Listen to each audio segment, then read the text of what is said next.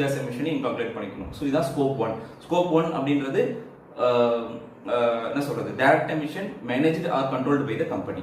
Okay, அடுத்தது scope 2. Scope 2 அப்படின்றது எதை சொல்றாங்க அப்படின்னா, இது வந்து பாத்தீங்க அப்படின்னா indirect emission. Okay, so scope 2ன்றது இன்டைரக்ட் எமிஷன். லைக் வந்து பாத்தீங்கன்னா generated electricity, steam and heating and cooling. So for example இப்போ நீங்கள் வந்து ஒரு கம்பெனி வச்சிருக்கீங்க, அந்த கம்பெனி ரன் ஆகிறதுக்கு நீங்கள் வந்து எலக்ட்ரிசிட்டி பவர் தேவை, சரிங்களா? பவர் வந்து நீங்கள் வந்து அவுட் சோர்ஸ்லேருந்து தான் நீங்கள் பர்ச்சேஸ் பண்ணுவீங்க. ஏன்னா ஜென்ரலாக ரொம்ப வந்து ரினியூவபிள் எனர்ஜியை வச்சு அந்த அளவு யாரும் இப்போதைக்கு பண்றது இல்லை.